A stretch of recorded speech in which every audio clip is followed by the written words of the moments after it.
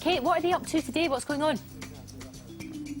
Well, we've decided to come away from the real craziness of our fortress of fat busting back up at the hotel on the top of the cliffs. We're down in the lagoon. It's very calm, it's very peaceful, and it's perfect for the exercise we're about to do. Now, as you know, Lorraine, this is all about getting people back on track, getting rid of all the celebrity diets, the crazy fads, the things you read about in the papers, and getting them back to the core basics, the inch-loss basics. That's good nutrition, good exercise, and making it work for you at home, and also getting the right mindset. Now, all of our 3 recruits, good to see you all. You're sitting down for a moment. That's got to be a good thing for starters. Karen, Gail and Kaz, you've all had weight problems all your lives, really, haven't you? And they all have about 10 stone to lose between them. Now, Pete, what are you going to do with them? We're going to do an exercise which is very, very powerful. It's a hypnotic exercise. It's going to be helping them to hate the foods they love.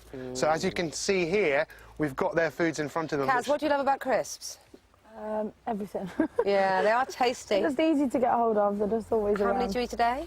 4 or 5 bags a day. 4 or 5 bags a day. What about you, Gail, and the Scotch eggs? Oh, after 8 o'clock at night, I'm in the fridge and that picking, no cooking, it's easy.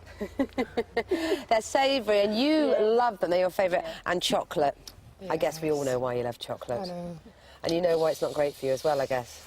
How do we change the mindset then, Pete? How do we get them not to reach for these things? Well, it's very easy to change the way you think, but you've got to want to do it first of all. And I'm going to show them a very simple technique and get them to really relax and make them very quickly be repulsed by these foods and probably not want to eat them at all. Well, you start preparing them for that. Okay, right. I've got to say, we can't actually show you this because this is Okay, hypnosis and we don't want to put the whole nation into a trance this morning. But we will show you the results. So you take a break, you disappear for a minute and come back and we'll see the results in a moment. I do like that, it's very restful. Earlier on, do you remember, we saw Pete in action. He was hypnotising our lovely girls. Kate, what's going on now? They look as if they are well and truly under. To 6. They are. I don't want to break it, but I'm just going to say... If you really think about that. OK, so I'm going to count you up from 1 to 5, and when I get to 5, I want you to open your eyes. When I get to 5, coming back fully out into the outside world. 1, 2, 3, 4, eyes open, wide awake, 5. OK. Okay, now that was fascinating, Lorraine. That was absolutely fascinating. I'm sorry we couldn't see, for all sorts of legal reasons, we couldn't show it to you. But Pete, quickly then, go through the final stage of your process. OK, so would you like some crisps? Are you absolutely sure about that? Yeah. No, how do you feel when you look at the crisps? I don't know. I just don't want one. You don't want one? No. Would you like a Scotch egg? No, No, you sure? You sure? Put me off, yeah, definitely. Are you sure about that? Honestly? Honestly. I mean, it looks like it's just covered in lard. in her mind's eye, that's what she can now see. And what about some chocolate? What do you see, what do you feel now when you think about eating these foods? What comes to mind? Can't believe I was putting them in my mouth. See, I think... So, I mean, we can't do the actual process of going into hypnosis, but the sort of messages that you were giving them then. Talk me through that, Pete. Well, look, it's very, very simple. A lot of people don't think about the consequences of their actions. You might look at crisps and go, I like that, I really like the taste of it. But what I've asked them to do is to really heighten their senses, to think about what's that doing to me. So the first thing I've asked them to do now is when they think about those foods, they immediately focus on how uncomfortable it makes them feel afterwards and the stress that it's doing to their body. Rather how tasty they are in the instant, if you like, in the first this is what instance. people have got to do. If people are going to change their behaviour, you've got to stop and think about what's the consequence of what I'm doing.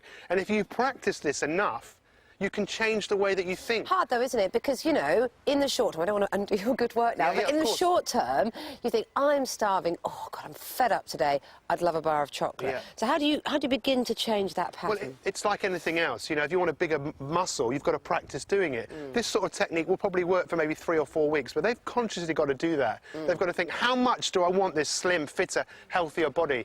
And the more they do this, the more, in time, they won't want those foods, and they'll be more drawn to the foods which are full of vitamins and minerals that they need. People at home can do something very similar. Shall I show people something they can do at home? Go to the next slide, because I will talk about what's on the website in a moment, but give some people some advice directly at home. No problem. What you want to do is take any of the foods that you like, whether it's crisps, whether it's chocolate. Let me just take this chocolate here. And think about it before you eat it and think, you know, first of all, do I like this food enough that I want to wear it? And then think to yourself, where on your body are you actually going to be wearing it? And how is it going to make you feel after you've eaten it? And chances are that when you think about how it makes you feel afterwards and you keep doing this over and over and over again, you'll think, no, I don't want that. I don't want to get fatter. I don't want to get bigger. I actually want to be slimmer, fitter and healthier. But it's really important, don't go hungry. A lot of people mistake hunger with thirst. So if you feel hungry, one of the first things people should do is drink. Don't go hungry if you're trying to lose weight. It's really important that you eat. Absolutely, and then we've also been doing lots and lots of work, Lorraine, as you know, and there's lots of information on our website as well, looking at all the work Amanda Hamilton's done with nutrition, because one of the things I've learnt this week is that if you give your... I know it sounds daft, but I really didn't kind of click this before. If you give your body the right nutrients, you really won't feel hungry because your body will feel satisfied. So it doesn't matter how many, you know, dodgy hamburgers you eat, you're never going to feel satisfied, but if you have the right foods, you will, and that was a big lesson for me. But you can get lots of details, gm.tv, a big 28-day diet plan, and all sorts of advice, including a whole section on what Pete Cohen's been doing on there.